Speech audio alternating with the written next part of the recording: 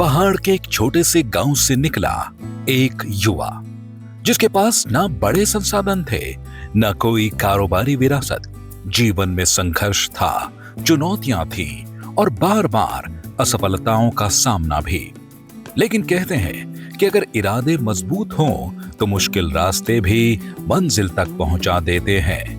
टिहरी के प्रतापनगर ब्लॉक के हिरवाल गांव से निकलकर गुजरात के सूरत तक का सफर तय करने वाले सुरेंद्र सिंह रावत की कहानी कुछ ऐसी ही है। गांव में शुरुआती शिक्षा हासिल करने के बाद उन्होंने रोजगार की तलाश में घर छोड़ा। कभी टेलर मास्टर के रूप में पहचान बनाई, कभी चारधाम यात्रा में रोजगार की तलाश। टिहरी और चंबा में सिलाई का काम किया तो कभी गुजरात से कपड़े लाकर उत्तराखंड में बेचने का कारोबार शुरू किया। लेकिन हर कोशिश सफलता में नहीं बदली। कई बार नुकसान हुआ, कई बार हालात ने पीछे धकेला, लेकिन सपनों ने हार नहीं मानी। रोजगार की तलाश उन्हें गुजरात के सूरत शहर तक ले गई। वहां नौकरी की, व्यापार किया, फिर नौकरी करनी पड़ी। जिंदगी बार बार नए इम्तिहान ले रही थी। इस बीच कोविड-19 का दौर आया, जब दुनिया ठहर गई थी, कारोबार बंद हो रहे थे और लोग भविष्य को लेकर चिंतित थे। तब सुरेंद्र सिंह रावत ने एक नया फैसला लिया। उन्होंने जोखिम उठाया और उद्यमिता की राह चुन ली। यहीं से शुरू हुई एक नए सफर की कहानी। एक छोटे प्रयास से शुरू हुआ काम अब बड़े नामों में बदल चुका है। आज सुरेंद्र सिंह रावत दो अलग अलग व्यावसायिक मॉडल पर काम कर रहे हैं। पहली है रावत हॉस्पिटैलिटी, जो प्रोफेशनल हॉस्पिटैलिटी मैनेजमेंट कंपनी है। यह company hotel, resort, club, cafe और रेस्टोरेंट्स के संचालन, प्रबंधन, स्टाफिंग, ट्रेनिंग और बिजनेस डेवलपमेंट का काम करती है। वहीं दूसरी ओर 7 colours multi cuisine and banquet उनका अपना हॉस्पिटैलिटी ब्रांड है, जिसके अंतर्गत रेस्टोरेंट और बैंक्वेट हॉल संचालित किए जाते हैं। सबसे खास बात यह है कि इन संस्थानों में बड़ी संख्या में उत्तराखंड के युवाओं को रोजगार मिला है। पहाड़ से निकला एक युवा आज न सिर्फ खुद सफल उद्यमी बना है, बल्कि दूसरे युवाओं के लिए भी रोजगार और अवसरों के नए रास्ते तैयार कर रहा है। लेकिन क्या सफलता का यह सफर इतना आसान था? एक पहाड़ी युवा को बिजनेस की दुनिया में किन चुनौतियों का सामना करना पड़ता है? असफलताओं से कैसे लड़ना चाहिए? युवाओं को नौकरी ढूंढने वाला नहीं, बल्कि रोजगार देने वाला बनने के लिए क्या सोचना चाहिए? इन्हीं सवालों, संघर्षों और सफलता की कहानी पर आज करेंगे खास बातचीत होटल व्यवसायी और सफल उद्यमी सुरेंद्र सिंह रावत से। संवाद 365 के साथ।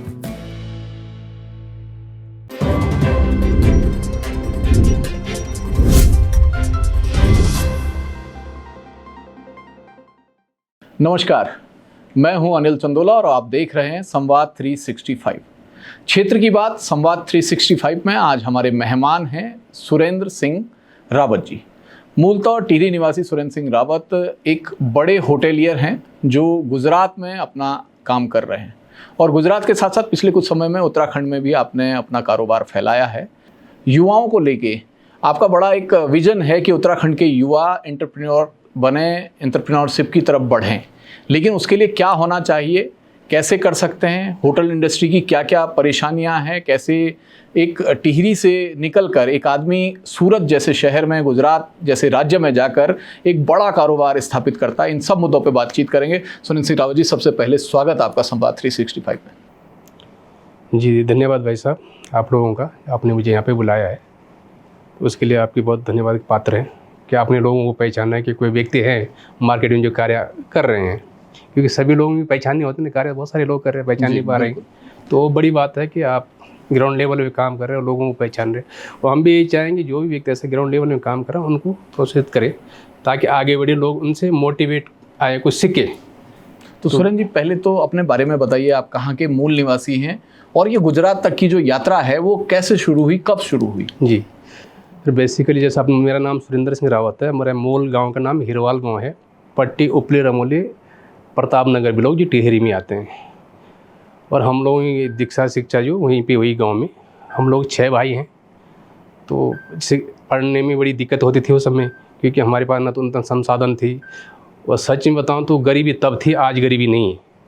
तब बड़ी दिक्कत होती थी 1 रुपया 2 रुपया मिलने में, तो उस समय 1 रुपया या 2 रुपये फीस हुआ करते थे। तो उस समय उतने हमारे पास संसाधन थे, उस परिस्थिति में हम लोग लिखे पढ़े जितना हमसे बन सके, उसके बाद हम लोगों ने प्लान किया और काफ़ी क्षेत्रों में काम किया। इस क्षेत्र में तो मैं काफ़ी बाद में आया, उससे पहले काफ़ी क्षेत्रों में किया। बेसिकली मेरी जो पहचान एक्चुअली में है वो टेलर मास्टर की है। मैं अच्छा खासा टेलर मास्टर हूँ। अच्छा। हाँ, और हम लोगों ने टेलर मास्टर का भी काम किया। जो मेरी दुकान चंबा में रही, लमगो में रही, टिहरी में रही, मेरी खमटी मेरी जो हमारा मूल गाँव है, तो एक हमारी छोटी पहचान वहाँ से स्टार्ट होती है। वहाँ से बढ़ते बढ़ते फिर हम लोग टूरिज़्म क्षेत्र में गए हैं। मैं 4 धाम गाइड भी रह चुका हूँ। तो उसके बाद ट्रैवल एजेंसी का भी काफ़ी काम किया, और वो भी खुद का किया। करते करते वहाँ भी सक्सेस नहीं मिली। फिर वापस हम लोगों ने दूसरा कार्य शुरू किया कपड़े का। तो कपड़े हम लोग गुजरात से लाते थे और यहाँ पे सेल करते थे। रिस्के से मेरी दुकान रही काफ़ी टाइम तक। फिर उसमें सफलता नहीं मिली। फिर वापस हम लोगों ने जॉब शुरू किया। जॉब करते करते करते करते फिर वापस जीवित हुए, तो फिर अपना बिजनेस स्टार्ट किया। तो एंटरप्रेन्योर बनने में क्या काफ़ी मेहनत है, काफ़ी समय देना पड़ता। पैसा भी चाहिए, तन भी चाहिए, मन भी चाहिए, धन भी चाहिए, तभी आप इस क्षेत्र में आ सकते। और किसी को अगर एंटरप्रेन्योर बनना तो उसको अपनी एक धारणा लेनी चाहिए कि 2-4 साल तक खुद को भूल जाओ, रिश्तेदारों को भूल जाओ, दोस्तों को भूल जाओ, सारी दुनिया को भूल जाओ, क्योंकि हमें कार्य करना है, मेहनत करनी। अगर आप चाहते हैं कि नहीं मैं धंधा करूँ, उसके बाद मैं लोगों की शादी ब्याह में जाऊँ, प्रोग्राम में जाऊँ, पार्टी में जाऊँ, तो वो संभव नहीं है। तो 4 साल तो आप इतनी मेहनत करेंगे कि आप भूल जाओ। आज आप राजनीतिक क्षेत्र में जाते हैं, वहाँ लोग भूल जाते हैं। तो राजनीति बोलो या बिजनेस बोलो, दोनों सिमिलर पार्ट है। तो आपको इतना काम करना 24/7। आज हम अगर हम कहीं जॉब करते हैं किसी क्षेत्र में, तो हम दूसरे लिए काम करते हैं, वहाँ भी तो 12-14 घंटे नौकरी करते हैं, पर वहाँ एक सिक्योरिटी होता है, जो मैं काम करता हूँ उससे मुझे पैसा मिल जाता है। तो मेरा टेंशन खत्म हो जाता है कि भाई मेरे को जितना मैं कार्य कर रहा हूँ उतना मुझे पैसा मिल रहा है, मैं अपने घर वालों को दे रहा, परिवार अच्छे ढंग से संभालना। और एंटरप्रेन्योर बनने के बाद आप कन्फर्म नहीं कि आपने जो काम किया उतना तो आपको नहीं मिलेगा, और नहीं भी मिल सकता है, हो सकता है आपको वापस घर से लगाना पड़ेगा। तो आपके अंदर पहले बहुत पैशन चाहिए। बिजनेस एक ऐसी चीज़ है कि आदमी को मारेगा नहीं, वो तारेगा, लेकिन 2-3 साल तक आपको उसमें डटा रहना पड़ेगा, तभी आप उस क्षेत्र में आ सकते हैं। और बिजनेस चाहे वो छोटा हो या बड़ा हो, आजकल के जो बच्चे एंटर कर रहे हैं उसके बाद सबका क्या है कि हमें विदेश जाना है। वो हम उस क्षेत्र से आए तो हमें पता नहीं कि विदेश में ऐसा क्या है। लोगों के अंदर एक माइंडसेट है सबका। आज व्यक्ति को अगर उत्तराखंड में जॉब करता है या बॉम्बे में करता है, दुबई में करता है, जिस व्यक्ति को दुबई में 30,000 रुपये मिलता है, अगर उसको 20,000 उत्तराखंड में मिल जाता अपने घर के पास में, तो क्या बुरा है? कम से कम अपने परिवार के बीच में तो है। आज समस्या क्या हमारे लोगों की कि हम समझ नहीं पा रहे कि मेरे माँ बाप मेरे गांव में है, मेरा परिवार ऋषिकेश देहरादून में है, और मैं दुबई में हूँ। अब 30,000 की नौकरी में मैं क्या अपनी फैमिली को दूँ, क्या अपने माँ बापों को दूँ, क्या मैं अपना खर्चा उठाऊँ? उससे बेटर तो नहीं है कि आप छोटे छोटे काम करें। अगर आप वहाँ 30 कमा रहे तो यहाँ आप 10 कमाए, अपने परिवार के बीच में रहे। बिजनेस के लिए ऐसा नहीं कि बहुत बड़ा करना जरूरी। तो आप ऐसा करो, कोई भी सब्जी की दुकान लगाओ, कोई चाय का गल्ला खोलो, कोई दुकान खोलो, कोई ट्रांसपोर्ट का खोलो, बस सर्विस प्रोवाइडर बनो, लोगों को अच्छी सुविधा दो, सर्विस दो, तो अल्टीमेटली पैसा मिल जाता है। दूसरा, हमारा जो क्षेत्र उत्तराखंड है, ये देवभूमि कहलाते हैं, पर मैं इसको व्यक्तिगत ये मानता कि हम लोग देवभूमि के लोग नहीं, हम लोग शिव भूमि के लोग हैं। देवभूमि जो है बेसिकली हिमाचल में है, हम जिस क्षेत्र में बैठे हैं शिव भूमि है। तो शिव भूमि का मतलब होता है तप की भूमि। आप जितना तपोगे ना उतना आपको सक्सेस मिलेगा। देवभूमि में ऐसा नहीं, देवभूमि इमीडिएटली मिल जाता है, शिव तपाता है। तो रियलिटी ये है उत्तराखंड की कि आप शिव भूमि में बैठे हुए, तो यहाँ आपको अच्छा कार्य करना। आप थोड़ा भी गड़बड़ करोगे तो कहीं भी लुढ़क जाओगे। शिव जी किसी को छोड़ने वालों में से नहीं। तो ये शिव की भूमि है, तो यहाँ तपना जरूरी है। हीरा कैसा चमकता है? जैसा घिसता। तो हमारी वही कहानी है, हम जितने घिसेंगे, जितने तपेंगे, हम उतने चमकेंगे। अगर हम तपेंगे नहीं, घिसेंगे नहीं, तो हम चमकेंगे नहीं। तो ये उत्तराखंड की खासियत है, लोगों को ये समझना चाहिए। दूसरा, कार्य क्षेत्र में हम लोग जो काम करते हैं, मेरी आज स्टाफ 250-300 स्टाफ है जो उत्तराखंड से बिलोंग करते हैं, और ज़्यादातर मेरे पास स्टाफ है कुमाऊं क्षेत्र से। अब समस्या ये है कि जो मेरा स्टाफ गुजरात में है, वो वहाँ जितना काम करता है, उत्तराखंड में आने के बाद उसका काम करने का माइंड अलग चेंज हो जाता। तो ये समस्या अभी तक समझ में नहीं आया। तो इससे मैं एक चीज़ समझा है कि क्या होता है कि व्यक्ति जब यहाँ पे होता है वो शर्मिंदा जैसा होता है, गिल्टी फील करते, अरे मेरे रिश्तेदार आए, गाँव वाला आए, क्या छोटा काम कर रहे हैं। तो मैं समझता काम दुनिया में कोई छोटा नहीं होता। कई बात मैं लोगों को समझाता हूँ उत्तराखंड में कि लोग बोलते हैं बड़ा बेईमान आदमी, यार इसने मेरे से कुछ लिया दिया नहीं। बेसिकली बेईमान वो नहीं है, वो लेना देना वो एक परिस्थिति है। बेईमान वो व्यक्ति है जो अपना कार्य में बेईमानी करता है। कार्य का ऐसा होता है कि मैंने किसी पे भरोसा किया, आपको भरोसा करके रखा, एक गवर्नमेंट कोई एम्प्लॉई है उसने भरोसा करके रख दिया, आप अपना काम टाइम से नहीं कर रहे, ईमानदारी से नहीं कर रहे, वो सबसे बड़ी बेईमानी है। तो जब आप अपना कार्य में बेईमानी करते हैं तो अपने आप में बेईमानी करते हैं। और जो व्यक्ति खुद में बेईमानी कर सकता उसको सबके साथ बेईमानी करने में कितना टाइम लगेगा। अगर मैं अपना कार्य क्षेत्र में परफेक्ट काम नहीं करता तो मुझे रात को नींद नहीं आएगी, मेरी आत्मा मेरे को ढिकारती कि यार गड़बड़ है, मन में कुछ ना कुछ रहता है। अगर अच्छा काम करता तो चौड़ा होकर सो जाता, नींद अच्छी खासी आ जाती। तो जिस क्षेत्र में आप लोग काम कर रहे हैं, कोई भी क्षेत्र हो, काम इतना अच्छा करो कि लोग बोलने चाहिए, काम बोलना चाहिए, व्यक्ति नहीं बोलना चाहिए। हमारी पहचान हमारा काम, काम से व्यक्ति की पहचान होती ना, बाकी कोई पहचान नहीं किसी की। आज जिसकी पहचान उसको पूछो आप, और बिना किए हुए तो उसका नाम नहीं हो सकता। करोगे तो ही कुछ होगा ना, अगर मैं कुछ करूँगा नहीं तो होगा कहाँ से। तो मेन चीज़ है कि जिस क्षेत्र में आप काम कर रहे हैं वो करो, छोटी छोटी चीज़ लो, एंटरप्रेन्योर बनने की कोशिश करो, अपने क्षेत्र को डेवलप करो। आज की डेट में उत्तराखंड बहुत सारे यहाँ पे स्कोप है, इतना स्कोप कि आदमी सोच नहीं सकता, पर हम लोगों का ध्यान उसमें नहीं जा रहा है, क्योंकि हमारा माइंड एक सेट है कि जॉब करना। और दो ही जगह हमारा माइंड सेट है, या आर्मी में जाना या होटल इंडस्ट्री में जाना। तीसरी जगह हमारा कोई माइंड सेट नहीं, क्या कि यहाँ इमीडिएटली सब कुछ मिल जाता। होटल इंडस्ट्री में आपको एंटर कर लो तो वहाँ कोई एजुकेशन चले जाओ, क्योंकि वहाँ हार्ड वर्कर चाहिए, वो ऑनेस्टी चाहिए। तो हमारे व्यक्तियों को जल्दी वहाँ मिल जाता है। दूसरा उनको इसलिए ये लाइन चूज करनी पड़ती है कि उसको वहाँ सुविधा मिल जाती है। आज मैं किसी कंपनी के लिए जॉब जाऊँ तो मुझे बड़ी दिक्कत होगी रहने की, खाने की। इस इंडस्ट्री में ये चीज़ है कि जब मैं किसी होटल में जॉब करता हूँ, मुझे सैलरी मिलती, रहना मिलता, खाना मिलता, लॉन्ड्री मिलता। तो मुझे चाहिए क्या, जो मेरी पैसे 100% सेविंग है वो, और वो पैसे मेरे घर तक पहुँच जाता है। तो हर व्यक्ति को ये दो लाइन, जो इंडस्ट्री, जितनी बड़ी इंडस्ट्री हमारी दुनिया में हॉस्पिटल इंडस्ट्री, उतनी कोई बड़ी इंडस्ट्री दुनिया में है नहीं, क्योंकि यहाँ पे बहुत सारा पोटेंशियल है। सबसे ज़्यादा मेन पावर यहाँ पे खपता है। पूरी दुनिया में हमारे उत्तराखंड के लोग हैं। हमारे अगर दुनिया के होटल ऐसा कोई नहीं समझता मैं जहाँ पे हमारा उत्तराखंड का नहीं हो, एक ना एक व्यक्ति होगा, या वो 5 स्टार हो या वो ढाबा हो। आप किसी भी सिटी में चले जाओ, किसी भी कंट्री में चले जाओ, आप जब कभी होटल में खाने जाएँ तो पूछने यहाँ पे उत्तराखंड गए, कोई ना कोई मिलेगा आपको। आप 5 स्टार में जाओ तो वहाँ उत्तराखंड का अच्छा खासा व्यक्ति मिलेगा, वो भी टॉप लेवल मिलेगा। या ढाबों में जाओ वहाँ मिलेगा। तो हम लोग इतना काम बाहर वालों के लिए कर सकते हैं। वो यहाँ पे इतना टूरिस्ट पैलेस है, लोग बाहर से आ रहे हैं, तो उनको ऐसे कुछ सुविधा दो, ऐसी कुछ हमारी जो पहाड़ के आइटम है, हमारी जो कल्चर आइटम, उनको प्रोवाइड करो, ताकि वो यहाँ से अच्छा मैसेज नीचे ले जाए। जैसा आजकल कोदा, झंगोरा है, मंडवा वगैरह, आजकल क्या कि 12 मोटा अनाज है, वो इसमें मैं समझता हूँ गवर्नमेंट भी अच्छा खासा सपोर्ट कर रहे हैं। और सच बात यह है कि ये खाना पहले गरीबों का था, अब ये खाना अमीरों का हो गया। जो परिवर्तन हुआ ये हुआ कि हमारा मानना है कि परिवर्तन क्या बोले, मैंने परिवर्तन 2 चीज़ का हुआ। पहले तो पहाड़ में खाते भी नहीं थे मिलेट्स। ऐसा था कि जैसे मेरे को ध्यान है कि जो कोदा वगैरह होता था वो गाय के लिए पीस देते थे। गाय के लिए भी क्या होता, कोदा की रोटी, उसको गेहूं की रोटी उसको देता जो अच्छा बच्चा होता था। कोई मेहमान घर पे आता तो उसको गेहूं की रोटी बनेगी, और जो घर का मोटा काम करने वाला उसको कोदा की रोटी। तो पहले जो खाना था मिलेट, वो गरीबों का खाना था। आज इतना चेंज हुआ कि वो खाना अमीरों का हो गया। आज जो अगर मैं मंडवा की रोटी खा रहा है, जवार बाजरा खा रहा हूँ, इस चीज़ का झंगोरा खा रहा, तो मैं अपने आप को एक शानदार मानता है कि मेरी एक शान है। पहले वो शान नहीं था। हाँ, वो स्टेटस सिंबल बन गया, स्टेटस सिंबल बन गया है ना।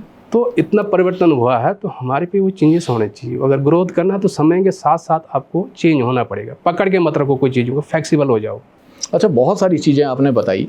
आपने बताया कि आपने टेलर मास्टर का काम भी किया, आपने बताया आपने गारमेंट्स का काम भी किया, लेकिन आपने ये नहीं बताया कि आपकी जो होटेलियर वाली यात्रा है वो कब शुरू हुई और कैसे हुई। मतलब पहला होटल कहाँ, फिर उसके बाद कहाँ, इस तरीके से। ठीक है, पहला होटल हमारा ये था मनाली में, हॉलीडे इन होटल रामा एजेंसी।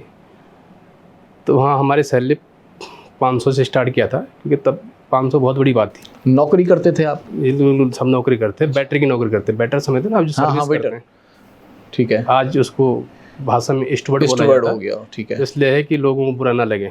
तो उस समय मैंने कार्य क्षेत्र शुरू किया था, वो मैंने 1 साल काम किया उसमें। अब वो 1 साल काम करते करते फिर वापस में गुजरात चला गया। गुजरात में फिर वापस वही काम किया। फिर वो काम करते करते मेरे कुछ लोगों से संबंध बने जो कपड़ा व्यापारी है। अच्छा। अब कपड़ा व्यापार संबंध बनते बनते उसके बाद हम लोगों ने वहाँ से क्लॉथ परचेज करके ऋषिकेश में ढालवाला में अपनी एक दुकान खोली, क्योंकि मैं टेलर मास्टर, वो जो गारमेंट का काम था वो, हाँ गारमेंट का काम, तो टेलर मास्टर में ऑलरेडी था। तो फिर मैं वहाँ से कपड़ा लाना शुरू किया और ढालवाला में दुकान खोल के अपना कपड़ा बेचना भी शुरू कर दिया, दोनों काम चलाया वहाँ पे। तो ये कार्य हमारा 2 साल रहा ढालवाला ऋषिकेश में, ठीक है, टेलर मास्टर गारमेंट का काम करना। और जब वहाँ पे अच्छी खासी दुकान नहीं चल तो ये हार्ड लगते, जैसा IDPL लगता था उस समय, फिर चिनिया दसौड़ में लगता था, इन जगहों में हम लोगों ने कार्य शुरू किया अपना। तो हाट में जाना शुरू किया तो बहुत सारे क्लोथ पड़े थे, जब वो चीज़ ख़त्म हो गए तो वापस हम लोग गुजरात चले गए। तो गुजरात में एक कंपनी में जॉब लग गए तो उन्होंने हमारा ट्रांसफ़र कर दिया हैदराबाद में।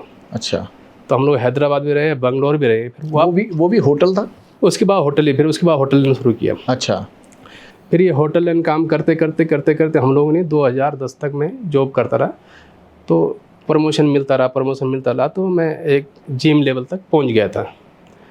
अब फिर वापस 2010 में मैंने ब्रेक लिया, वापस बिजनेस शुरू किया। अच्छा, 2010 से लेकर 2013 तक बिजनेस शुरू किया, फिर वापस बड़ा नुकसान खा के फिर वापस जॉब स्टार्ट किया। वो किस चीज़ का बिजनेस था? ये होटल का बिजनेस था। अच्छा, होटल का। तो उस समय में लीज पे होटल लेके चलाना इस तरह का? हाँ, लीज में रेस्टोरेंट लेके चलाया, तो 3 साल चलाया, काफ़ी नुकसान खा के फिर वापस जॉब शुरू किया। जो नौकरी में कमाया वो सब गंवा दिया 3 साल? वो गंवा दिया, और वो गंवाने के बाद बहुत कुछ करने के बाद फिर वापस जॉब किया। तो गुजरात में एक होटल है TGV, the grand Bhagwati, 5 star hotel है। फिर वहाँ पे वापस जनरल मैनेजर की नौकरी शुरू कर दी।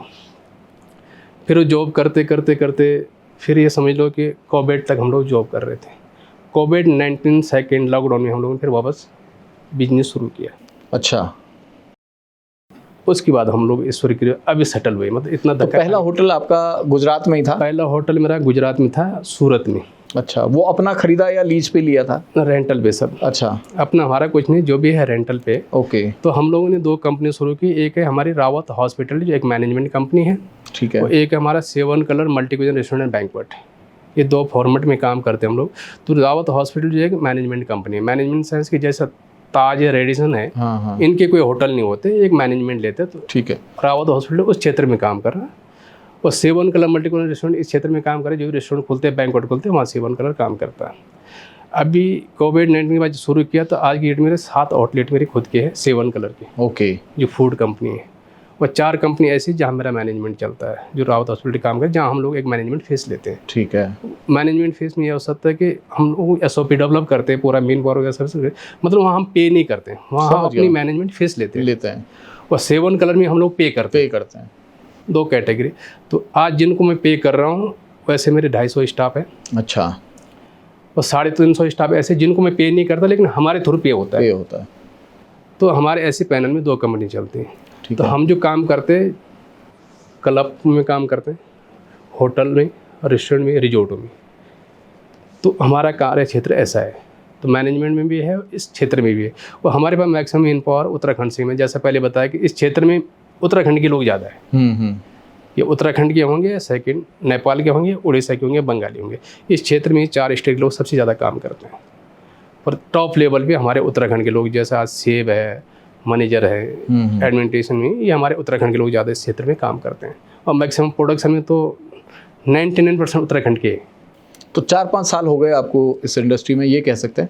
5 साल मुझे इस इंडस्ट्री में हो गए। 5 साल। और उसके बाद हमारे गुजरात में 6-7 रेस्टोरेंट्स हैं, और उत्तराखंड में हम लोकेटेड है ऋषिकेश में, न्यू टिहरी में। अच्छा। और दूसरी हमारी एक बेकरी है। तो यहाँ अपने होटल हैं अपने ऋषिकेश और या 7 कलर खुद उत्तरकाशी में, टिहरी में, टिहरी में, ऋषिकेश में, जी हाँ। अच्छा। और दूसरी हमारी एक बेकरी भी है, रावत केक स्टूडियो, जो टिहरी में लोकेटेड है, न्यू टिहरी में, वहाँ फैक्ट्री है। और हमारे जो काउंटर है कानाताल में है, चंबा में है, बासरथौल है, और बौराड़ी में है। और अभी रिसेंटली हम लोग लमगांव में खोला है रावत केक स्टूडियो। तो अब आप गुजरात से उत्तराखंड की तरफ शिफ्ट हो रहे हैं, ऐसा कह सकते हैं, या दोनों जगह? बेसिकली हम शिफ्ट नहीं हो रहे हैं, हम लोग जो काम कर रहे हैं ग्लोबल लेवल पे कर रहे हैं। ऐसा नहीं कि हम उत्तराखंड में काम करेंगे, हिमाचल में करेंगे, गुजरात में करेंगे। जो हम लोग काम करेंगे इंटरनेशनल लेवल में, ग्लोबली कर रहे हैं, ग्लोबली कर रहे हैं। हमें अगर काम अभी दुबई मिल जाए, हम दुबई में करेंगे, बॉम्बे कलकत्ता में जाएगी, उस हिसाब से करेंगे। बेसिक हम लोगों के पास पूरा सेटअप है, पूरा SOP है।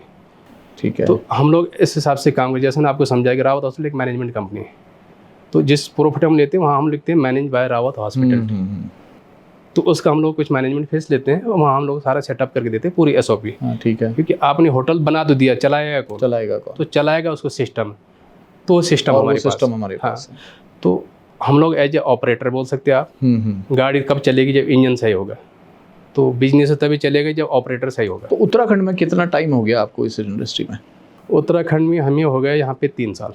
3 साल। हाँ, पहला टिहरी में खोला, ऋषिकेश में हमको 1 ही साल हुआ और टिहरी में हमको 2 साल हो गया। अच्छा, आपने गुजरात में भी काम किया, आपने उत्तराखंड में भी काम किया, कहाँ काम करना ज़्यादा आसान है? देखो, एज ए बिजनेसमैन बोलो तो गुजरात में सबसे आसान है काम करना। अच्छा। उत्तराखंड में थोड़ा बिजनेस करना बहुत डिफिकल्टी है। ऐसा क्यों? ऐसा बेसिकली ऐसा है कि जो गुजरात के लोग हैं उनका माइंड सेट है बिजनेस में, तो हमारे एक सोसाइटी उस हिसाब से बन जाती है। और उत्तराखंड में बिजनेस माइंड सेट किसी का है नहीं, जॉब माइंड सेट है। आज अगर हम 4 लोगों के साथ बैठे हैं तो बिजनेस की बात करिएगा, कैसा करना, क्या करना, कितना टका में करना, क्या करना, तो वो माइंड सेट हो जाए। एक सोसाइटी बनी हुई है और परिवार में हमारा वैसे सोसाइटी बनी हुई है। अब उत्तराखंड में अगर मैं बोल रहा हूँ कि मैं बिजनेस करता हूँ, मेरे साथ 4 लोग जॉब वाले बैठे, तो अपने इग्नोर करेंगे वो जॉब वाली बात चलेगी। भाई आपकी सैलरी कितनी? हाँ, और फलानी प्रॉपर्टी अच्छी है, हाँ उसका अच्छा चल रहा है। मतलब हमारा क्या वो नहीं है, सामने वाले का अच्छा चल रहा है वो है। तो यहाँ पे वो बड़ा टिपिकल्ट है। और सरकार के लेवल पे कुछ आपको लगता है दोनों में? गवर्नमेंट के लेवल पे गुजरात बेस्ट है। अच्छा। सपोर्टेड है। और गवर्नमेंट को पता है, गुजरात गवर्नमेंट को, कि अगर हमें सरकार चलानी है तो इनकी वजह से चलेगी। हाँ। टैक्स, जितने एंटरप्रेनर होंगे उतने टैक्स पेयर होंगे, जितने पान कार्ड ज़्यादा से ज़्यादा वो जनरेट करेंगे उतना उनके पास सारे डेटा रहेगा, इनकम आएगी। उत्तराखंड में वो चीज़ है ही नहीं। अच्छा, जबकि मेरे को लगता है कि जो हॉस्पिटैलिटी की संभावनाएं हैं, क्योंकि हमारे यहाँ तो बहुत बड़ी संख्या में पर्यटक आता है, चाहे 4 धाम हो, वैसे भी टूरिस्ट बहुत आता है, तो संभावनाएं तो शायद यहाँ ज़्यादा हैं। मैं जैसा आपको पहले लाइन मैंने बोला कि जितनी संभावना उत्तराखंड में आज की डेट में उतनी दुनिया में कहीं नहीं। आज की डेट में आने वाला फ्यूचर उत्तराखंड का बहुत अच्छा है। और इसी क्षेत्र में, किस हॉस्पिटैलिटी में, क्योंकि टूरिज्म क्षेत्र है। आपको अगर उत्तराखंड में एम्प्लॉयमेंट जनरेट करना है, एंटरप्रेनर बनाना, तो आप किस क्षेत्र में बनाएंगे? टूरिज्म क्षेत्र में बनाएंगे। टूरिज्म क्षेत्र के हॉस्पिटल इंडस्ट्री, तो वहाँ गवर्नमेंट को सपोर्ट करना चाहिए और जो इन्वेस्टर है उनको समझना चाहिए। आज हमारा उत्तराखंड मिनी स्विट्जरलैंड है। आप समझ लो इन चीज़ों, क्या नहीं हमारे पास। आप उत्तरकाशी में जाओ, वहाँ का अलग नेचर है, अलग एटमॉस्फेयर है। चमोली में जाओ अलग है, टिहरी में जाओ अलग है, उत्तर पौड़ी में जाओ, सबका अलग अलग नेचर है, अलग अलग क्लाइमेट है, सब कुछ है। और कुदरत ने सब कुछ दिया, हमको उसको खाली अप्लाई करना और गवर्नमेंट को वहाँ सपोर्ट करना। आज अगर एक मैरिज डेस्टिनेशन अगर उत्तराखंड में अच्छा खासा कहीं हो जाए तो लोग क्यों उदयपुर में जाएंगे, क्यों जयपुर में जाएंगे, क्यों विदेशों में जाएंगे? आज उदयपुर जयपुर किस में चल रहा है? एक डेस्टिनेशन मैरिज में चल रहा है। तो इस क्षेत्र दिशा में हमारे न तो गवर्नमेंट का फोकस है और ना किसी पब्लिक का, जो इन्वेस्टर भी है। आज अगर मैं एग्जांपल दे दूँ आपको, ये देहरादून की बात करूँ, ऋषिकेश की बात करूँ, यहाँ पे अगर एक डेस्टिनेशन कोई अच्छा रिजॉर्ट खुल जाए 100-200 रूम का, और साल में उसको अगर 4 शादियाँ मिल गई, डेस्टिनेशन बाहर से आ गए, एक शादी कॉस्ट आप क्या समझते हैं? 10 करोड़। अगर ऐसा आपको 4 शादियाँ मिल गए तो 10 करोड़ का मतलब क्या हुआ? आपके पास एक शादी 10 करोड़ तो 4 का 40 करोड़ रुपये आपके आ गए। इकोनॉमी का हमारे कितनी स्ट्रॉन्ग हो जाए? वो शादी खाली 10 करोड़ एक जगह थोड़ी दे रहा हो, वो तो कितना एम्प्लॉयमेंट जनरेट कर रहा है। जो व्यक्ति यहाँ पे आ रहा है तो वो पैसा किसको दे रहा है आपको? अच्छा, उत्तराखंड में ना एक शादी हुई थी, मैं आपको बस में भी आएगा। 200 करोड़ की एक शादी हुई थी उत्तराखंड में, यहाँ पे ओली में हुई थी। ओली में हुई थी, लेकिन उसमें बड़ा बवाल हो गया। तो बवाल, उसमें बवाल भी हो गया और साथ साथ वहाँ का जो पर्यावरण था, ओली को उन्होंने बिल्कुल ऐसा कर दिया कि लोगों ने कहा कि भैया इससे तो मत करो। तो कहीं ऐसा तो नहीं हो जाएगा कि हम पता चला इस तरीके से करें? नहीं, या उसको रोकने का क्या तरीका है कि हमारे पास इन्वेस्टमेंट तो आए लेकिन हमारी चीज़ें खराब ना हो? वो एक मैनेजमेंट सिस्टम होता है। जब तक हमारे पास सिस्टम नहीं होगा मैनेजमेंट, तब तक हम लोग नहीं कर पाएंगे। हाँ, वो अगर बनाना पड़ेगा। हाँ, 2 करोड़ उन्होंने यहाँ पे इन्वेस्ट किया तो अल्टीमेटली उत्तराखंड में फंड आए, और एक ही व्यक्ति के पास तो नहीं आया। आज वो अगर यहाँ से गया तो टेम्पो वाला, बस वाला, तुम्हारे टैक्सी वाले, होटल वाले, ढाबा वाला, पान वाला, गला वाला, सभी जगह पैसा रोटेट हुआ, गवर्नमेंट पास रोटेट हुआ। तो जो हमारे यहाँ की जो नगर पालिका है उसके पास एक सिस्टम होना चाहिए। उन्होंने नगर पालिका को अच्छा खासा पैसा दिया, हाँ, कूड़ा उठाने का तो वो काम तो नगर पालिका का था भाई। उनका काम, उन्होंने तो यहाँ पे पैसा ला के दिया। वो अच्छा, मैं समझता हूँ उन्होंने बहुत अच्छा काम किया है। वो साउथ अफ्रीका में रहते व्यक्ति है, उसने इतना बड़ा सोचा कि मैं अपने बच्चे की शादी क्यों नहीं अपने क्षेत्र में करें। वो भी यहीं के लोग हैं, सहारनपुर के। हाँ, वो लोग बाहर के नहीं, वो यहाँ के लोग हैं। और उनका विजन देखिए आप कि वो चाहे तो साउथ अफ्रीका में शादी नहीं कर सकता, उसने क्यों ये जगह चुनी? उसने ये चुना कि बाहर जो व्यक्ति रहता है बिजनेसमैन, वो ये सोचता है कि यार मैं अपने क्षेत्र में कुछ करूँ, अपने लोगों के बीच में कुछ करूँ। उसने वो सोच ही किया। अब 200 करोड़ आप किसको बोलते हो? अल्टीमेटली आए तो उत्तराखंड की जेब में है ना, डायरेक्ट सोचा आप, अल्टीमेटली तो आए यहाँ पे। तो हमारी जो नगर पालिका है, उसने नगर पालिका को पैसा दिया कि भाई हम लोग ये कर रहे हैं तो आप इस चीज़ का सपोर्ट करें, वो अगर आपको ये कम पड़ रहा तो आप मुझे और लीजिए। तो इसमें बवाल होने की संभावना नहीं होनी चाहिए। ये एक सिस्टम था, एक पॉलिटिशियन पॉइंट था, वहाँ पे एक बवाल कर दिया लोगों ने, नहीं करना चाहिए था बवाल। लेकिन ओली को भी तो बहुत नुकसान पहुंचा। नुकसान सर मैं क्या बताया, अगर सिस्टम नहीं तो नुकसान तो पहुंचेगा, पर्यावरण को नुकसान वही मैं कह रहा हूँ कि एक सिस्टम बनना चाहिए। जब तक सिस्टम नहीं बनेगा नुकसान पहुंचेगा। आज मैं यहाँ से निकलूंगा, प्लास्टिक रोड पे डाल दूंगा तो तकलीफ भी दायक है ना। लोग पानी की बोतल पीते हुए फेंक देते हैं, तो वो भी सरकार का काम है। अब जब पता है कि ये व्यक्ति वहाँ से यहाँ आया, उसने परमिशन ली, बाकायदा ढंग से शादी करने का परमिशन दिया, गवर्नमेंट परमिशन दिया, नगर पालिका ने जितना पैसा मांगा उसने पैसा दिया, तो उसका तो मैटर ख़त्म हो जाता है। भाई आपने मुझे जितना मांगा मैंने आपको दे दिया। तो वो नगर पालिका को संभालना चाहिए था वो चीज़, उनके पास व्यवस्था होनी चाहिए, उनके पास पूरा मेन पावर होना चाहिए था। हाँ, वो लोकल वेंडर को जोड़ने वाली शर्त कुछ इस तरह की हो ना, तब तो फायदा है। काम पता चला आप बहुत बड़ा आयोजन कर रहे हैं, सब कुछ दिल्ली से आ रहा है, तो फायदा क्या? समस्या ये है ना, मैं आपको समझाता हूँ। आज अगर मुझे यहाँ कोई कार्य करना है और मुझे उस टाइप का वेंडर नहीं मिलेगा तो मुझे तो अपना कार्य करना है ना, क्या करेंगे? तो यहाँ पे जब हम लोग कोई चीज़ की परमिशन ले गवर्नमेंट पर जान, तो उनको शर्त रखनी चाहिए कि ठीक भाई आप ये कार्य यहाँ पे करें, पर ये हमारा पैराग्राफ, इसको अंडर आपको काम करना है, कि आपके जो वेंडर हैं उत्तराखंड से लेने चाहिए, ये लेनी चाहिए, तो जाके करेंगे। अब अगर वो बोल देते उसको तो कार्य कराना है, अगर उत्तराखंड से मुझे कोई अच्छा वेंडर मिल जाए और मैं बम्बई से लाऊं तो मेरा तो कॉस्ट आधा हो जाएगा, बम्बई वाला तो अपना कॉस्ट रखेगा। तो वही चीज़ अगर मुझे यहाँ मिल जाती है, वो सर्विस अगर यहाँ मिल जाती है, तो मुझे वहाँ जाने की आवश्यकता नहीं। एक चीज़ आपने कही कि उत्तराखंड में बहुत संभावनाएं हैं। आप तो एक इंडस्ट्री से जुड़े हैं, आपकी बहुत सारे जो बड़े उद्योगपति हैं या इस इंडस्ट्री के बड़े जो प्लेयर हैं उनसे बात होती होगी। उत्तराखंड में इन्वेस्टमेंट को लेके जो बड़े इंडस्ट्रियलिस्ट हैं उनका क्या सोचना है? उनको क्या लगता है कि उत्तराखंड में संभावनाएं हैं? जो बड़ा इन्वेस्टर होता है ना, वो हमेशा विजन लेके चलता है, और जो भी मास्टर प्लान बनता है वो 30 से 35 साल का बनता है। गवर्नमेंट जो मास्टर प्लान बनाते हैं कि भाई मुझे 35 साल में इस क्षेत्र कहाँ पे देखना, ये डेवलपमेंट क्षेत्र होता है, तो बड़ा इन्वेस्टर वैसा वहाँ खर्चा करता है। अब एग्जाम्पल देख लो, आप टिहरी में आप जाते हैं, डोबरा चाटी पुल है, वहाँ सारे बीटे बिक गए। अब वहाँ जो बीटे बिके हैं वो तो कोई लोकल व्यक्ति ने लिया नहीं, बाहर वाले व्यक्ति ने लिया। उसको पता है कि टिहरी जो डाम वाला क्षेत्र है, झील वाला क्षेत्र है, ये 30 साल बाद क्या उसकी दशा होगी? आपको क्या लगता है? मिनी अमेरिका है वो?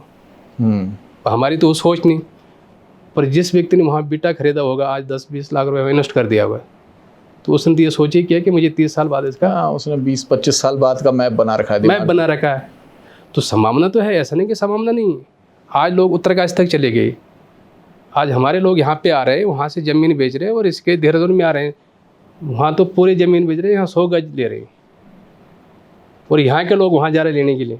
तो जो बड़ा इन्वेस्टर है उसने ये सोचा कि मुझे 30 साल तक यहाँ देखना नहीं, तो उसने विजन सोच लिया। आप टिहरी के बारे में क्यों सोच? टिहरी झील जो है उसके बारे में आप सोचो ना।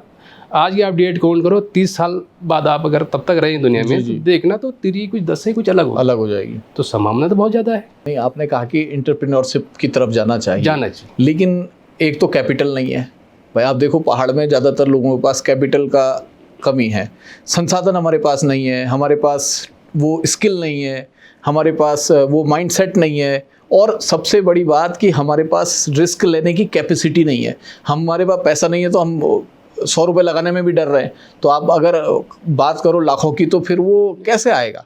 हमारे पास सब कुछ है, रिस्क लेने की क्षमता नहीं है। स्किल बहुत है पहाड़ों में, स्किल की कमी है ही नहीं पहाड़ में, और पैसे की भी कमी नहीं, मैं नहीं समझता कमी है, पर कमी है कॉन्फिडेंस की, कि हम रिस्क नहीं लेना चाहता। आज अगर मेरे पास 2-4-5 लाख है तो मैं उसको बाहर नहीं डालना चाहता। नहीं, तो ऐसा भी तो हो सकता है कि उसका कारण ये है कि हमारे पास कोई सक्सेसफुल मॉडल नहीं है ना, जिसे देख के हम कहें कि हाँ उसने किया, हम भी करेंगे। बहुत कम है, गिनती के 2-4 लोग। सर उसमें से किसी न किसी व्यक्ति को रिस्क लेना पड़ेगा। जैसे मैंने आपको एक फॉर्मेट बताया, आप 4 लोग हो जाओ, ठीक है, आपके पास ज़मीन है, पैसे नहीं, क्या करोगे आप? तो आप लैंडलॉर्ड हो, मेरे पास पैसे है, ज़मीन नहीं है, तो मैं क्या कर सकता हूँ? आपस में टाइप करें। वो भाई साहब ऑपरेटर है, उसके पास पैसे नहीं, क्या करेगा? लेकिन उनके पास स्किल है। यस, तो ये हमको जोड़ना पड़ेगा। अगर हम सब कुछ मैं करूँ तो मैं नहीं, हम सब कुछ तो है। हाँ। जहाँ हम आएगा ना भाई साहब, वहाँ स्किल भी है, डेवलपमेंट है, सब कुछ है।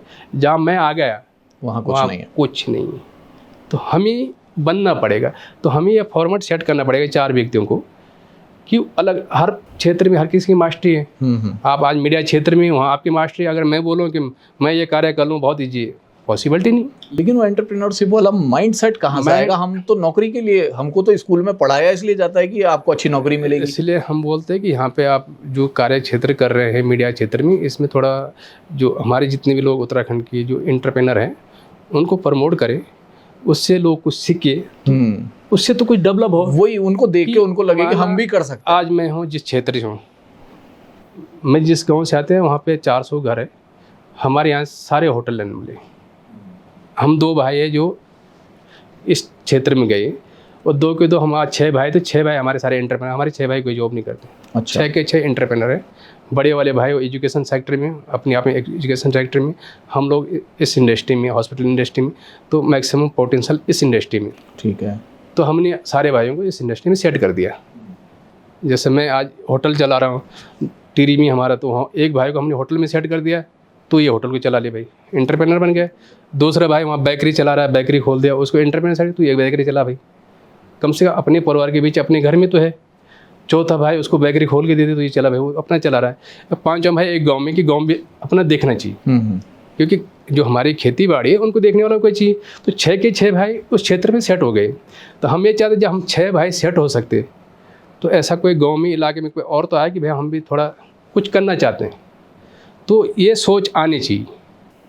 लेकिन ऐसा भी तो हो सकता है, उसका कारण ये है कि हमने देखा ही नहीं कभी, देखा नहीं है ना, हमको पता ही नहीं कि ऐसा भी हो सकता है। यस। अब जब हम लोग हो गए हैं, तो अब तो देखो, जब ये व्यक्ति हो सकता है, तो हम भी हो सकते हैं। हम ये नहीं बोले कि हमारा कंप्यूटर पे खड़े हो जाओ। देखो, बिजनेस 2 टाइप के होते हैं। जैसे हमारे क्षेत्र में बोलते हैं कि भाई जलन कर रहे हैं, जलन नहीं करनी चाहिए व्यक्तियों की, कंप्यूटर बनना चाहिए। कंप्यूटर सिखाता है और जलन ही गिराता है। तो हमें कंप्यूटर बनना चाहिए कि इसका चला, तो इससे बेटर मैं कैसे कर सकता हूँ। ऐसा नहीं कि मुझे इनको गिराना है, मुझे उनसे बेटर करना। तो जब आप मेरे से बेटर करें, तो मैं सोचूँ मैं इनसे बेटर कैसा करूँ। तो बिजनेस इसी फॉर्मेट में चलता है। आप कर रहे हैं, बहुत अच्छा कर रहे हैं, पर मुझे आपसे अच्छा करना है। मुझे ये नहीं करना कि नहीं यार इसका खराब, आपका तो बहुत अच्छा है, आपसे बेहतर करना है, आपसे बेहतर करना है। तो वो हमारे जैसा आजकल माइंड सेट है कि हमें भाई बच्चों को विदेश जाना है, सबका माइंड सेट है। तो एक बार ऐसा माइंड सेट है कि हमको एंटरप्रेन्योर बनना है। अगर आप 2 भाई में से एक भाई विदेश चले जाओ, एक भाई तो यहाँ सेट हो जाओ। तो जब एक भाई सेट हो जाएगा, तो बाकी सेट हो जाएगा। परिवार में एक व्यक्ति अगर सेट है, तो उसका परिवार पूरा सेट है। और परिवार में अगर एक गड़बड़ है, तो पूरा परिवार गड़बड़ है। वो तो सरकार भी बार बार कह रही है कि नौकरी मांगने वाला नहीं, देने वाला बनो।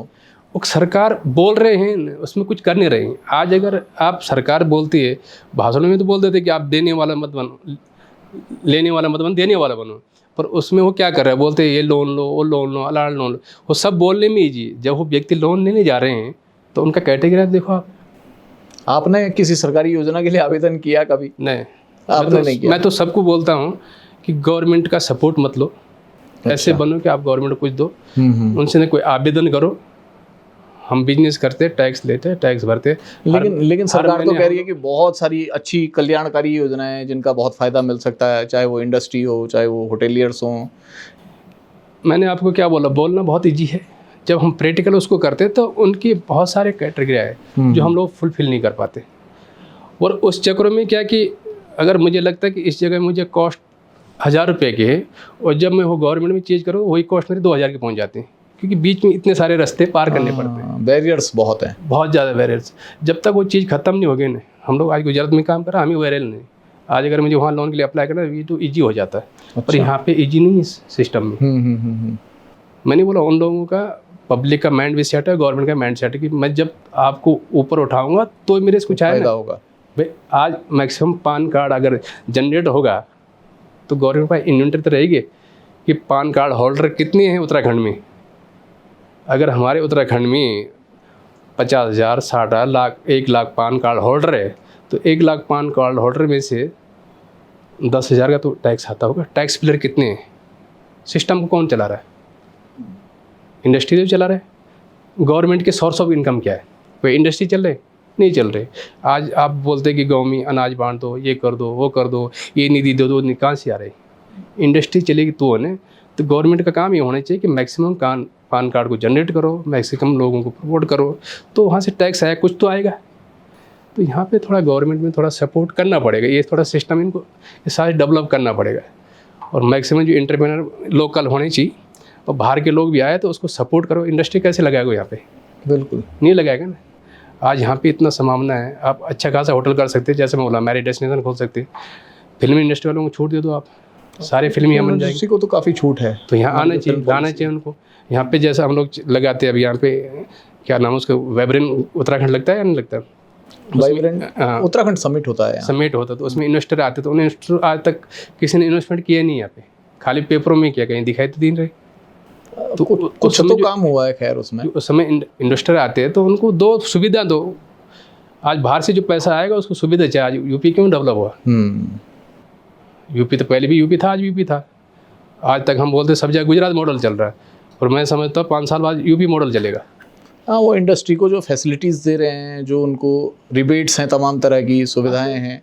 आज वहाँ का लास्ट टाइम योगी साहब गुजरात में आए, उन्होंने वहाँ पे अनाउंस किया, वहाँ के बहुत सारे इंडस्ट्री यहाँ पे आ गए यूपी में। अच्छा, तो हमारे जो सीएम है कहीं ऐसा बाहर जाए, वहाँ से लोगों को लाए, लोगों का ट्रस्ट बिल्ड करे, तभी तो यहाँ पे कोई इन्वेस्टर आएगा। ये तो क्यों आएगा? आज जैसे मैं बात कर रहा हूँ कि यहाँ पे कोई बड़ा रिजॉर्ट खोलना चाहिए, तो रिजॉर्ट खोलना कोई आसान चीज़ तो है नहीं। 5-7 करोड़ का इन्वेस्टमेंट है उसमें, तो 5-7 करोड़ यहाँ लोकल, तो हमारे पास कोई ऐसा व्यक्ति नहीं जो उसमें इन्वेस्ट कर पाएगा। तो बाहर का जो इन्वेस्टर आएगा तो उसके साथ एक कोई SOP बनना चाहिए कि किस आधार पे करे, उसका भरोसा आप पे कैसा है, वो उसको कैसा रिटर्न निकाले, और उसमें गवर्नमेंट की क्या साझेदारी। अगर मैं आज यहाँ इन्वेस्टमेंट कर रहा हूँ तो मुझे क्या बेनिफिट है, गवर्नमेंट को क्या बेनिफिट है, वो SOP सेट होनी चाहिए। बहुत सारे इन्वेस्टर बैठे हुए आज उत्तराखंड के लिए। आजकल मैं कल टिहरी अड्डा पे गए थे, वहाँ पे महिला समूह, अब वहाँ पे सब बाहर फुटपाथ पे बैठा दिया महिला समूह को। हाँ। अब वहाँ दाल भात बेच रही, तो वहाँ पे उनको एक अच्छा सा स्टॉल बना के दें, वो जो हमारी लोकल आइटम वहाँ पे बेचे ना, रेडी टू ईट। कौन दाल भात खाएगा? अब बोले सस्ते के लिए। मैं उनको पूछा कि भाई साहब यहाँ महंगा नहीं बिक रहा, 50-100 रुपये वाले लोग आ रहे हैं। अब 50-100 रुपये वाले तो ठीक है, आप रेडी टू ईट दे दो। जैसे हमारे यहाँ के रुटाना है, एंडसे हैं, बाल मिठाई है, जो हमारी फैमिली, वो पैकेट में बनाई दे दो, हाफ kg 250 ग्राम का, वो रख दो। जो हमारे यहाँ का कोदा झंगोरा, उसको वहाँ पे लगाया, तभी तो प्रमोट होगा चीज़। जब उसका कंजम्पशन होगा तभी तो प्रोडक्शन होगा। आज कंजम्पशन इन प्रोडक्शन कहाँ से होगा? तो हमें दोनों देखना पड़ेगा कि हमारे पास जिस चीज़ का प्रोडक्शन है उसका कंजम्पशन होना चाहिए, और कंजम्पशन है तो प्रोडक्शन होना चाहिए। कंजम्पशन हो जाए प्रोडक्शन नहीं होगा। जैसे आगरा खाल है, आगरा खाल कितना अच्छा है, वहाँ सारी हमारी लोकल चीज़ें अच्छा लगता है। वहाँ पे कभी भी जाओ तो सारी चीज़ मिल ही जाती है, हल्दी मिल जाती है, अदरक मिल जाता, दाल मिल जाता, मंडुआ मिल जाता, सारी चीज़ वहाँ मिल जाती है। एंड से मिल जाता है, रोटाना मिल जाते, बाल मिठाई मिल जाती, सिंगूरी मिल जाती। आपको सिंगूरी कहीं नहीं मिलेगी, खाली आगरा खाली मिलेगा। लोग टिहरी की सिंगूरी तो भूल ही गए हो। तो हम लोग थोड़ा थोड़ा उसमें सर्च करते हैं, हमें पता है कि हमारी पुरानी चीज़ें हैं जी। नहीं तो कहाँ आज सिंगूरी आपको यहाँ पे देहरादून नहीं मिलती, कहीं नहीं मिलती। आज बाल मिठाई अल्मोड़े के फेमस है, यहाँ कहाँ मिलती? नहीं मिलती। एंड से एक आगरा में मिलता, बाकी कहाँ मिलता? और जबकि एंड से हमारी तो कलयुग की परंपरा है, 400-500 साल पुरानी परंपरा, वो रहनी चाहिए। अब आगरा खाल में जाओ, एंड से खाओ, कितने प्यारे हैं। हम तो गुजरात लेके जाते हैं आगे, एंड से यहाँ के रुटान लेके जाते। लास्ट टाइम दिल्ली में कोई फंक्शन होता, यहाँ से 500 किलो रुटान मंगाया था। तो संभावना बहुत है करने वाला चीज़, और करने वाला उसमें गवर्नमेंट को अच्छा ढंग से एक सुपरविजन करना, सिस्टम देना चाहिए उनको। तो क्या लगे एक माहौल देना, बाइक करने वाला व्यक्ति है, मुझे आज अच्छा खासा माहौल अगर यहाँ पे मिल जाए तो हम भी बहुत कुछ करने वाले भाई साहब, पर वो माहौल तो दो, और माहौल गवर्नमेंट की तरफ से मिलना चाहिए, और जो हमारे लोकल इन्वेस्टर उनको मिलना चाहिए। और एक माहौल बना के हम मैक्सिमम एंटरप्रेन्योर बनिए। हर घर में एक व्यक्ति बिजनेसमैन होना चाहिए। अगर हम 4 भाई में से एक भाई तो एंटरप्रेन्योर, तो आने वाली पीढ़ी उसको समझेंगे।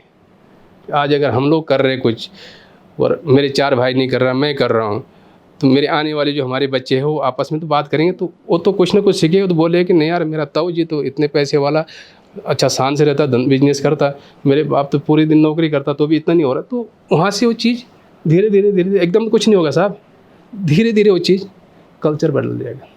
हमें जरूर थोड़ी बहुत बड़ा बनना, बहुत बड़ा बनने के लिए तो बहुत कुछ चाहिए।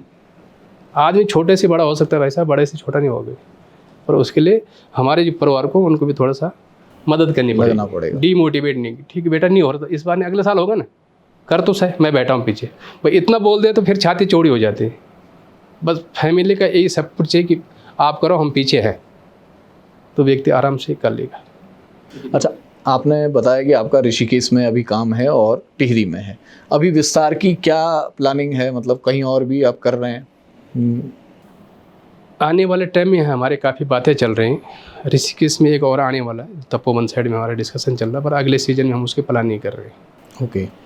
और एक अपना गंगोत्री में चल रहा कार्य, शायद अगले सीजन में हमारा गंगोत्री। तो अभी अगले सीजन की हमारी तैयारी की ये 2 क्षेत्र में हमारा काम हो जाए, बाकी तो जो अभी पाइपलाइन में जिसको हम बोल सकते हैं कि 100% है, उसके अलावा आगे काम तो चालू है। हाँ बिल्कुल। जितने हो जाए तो हम लोग ग्लोबल लेवल पे काम करें, जितने आएंगे उतना करेंगे तो हम लोग एम्प्लॉयमेंट भी बढ़ेगा, सब कुछ बढ़ेगा।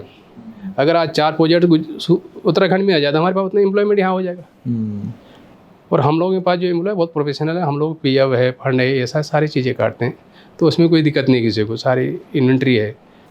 तो हम ये चाहते हैं कि जो भी छोटा हो, व्यक्ति हो, बड़ा हो, अपना खुद का एंटरप्रेन्योर बने। जीएसटी नंबर भी आप लिए भरे, कोई बड़ी बात नहीं। आपका अगर 20 लाख से कम टर्नओवर, तो आपको काम भरने की जरूरत नहीं, आपके पास होना तो चाहिए, एक रजिस्टर तो होना चाहिए आपके पास। 20 लाख से ऊपर आपको टर्नओवर दिया तो भर दो, भरने में क्या दिक्कत?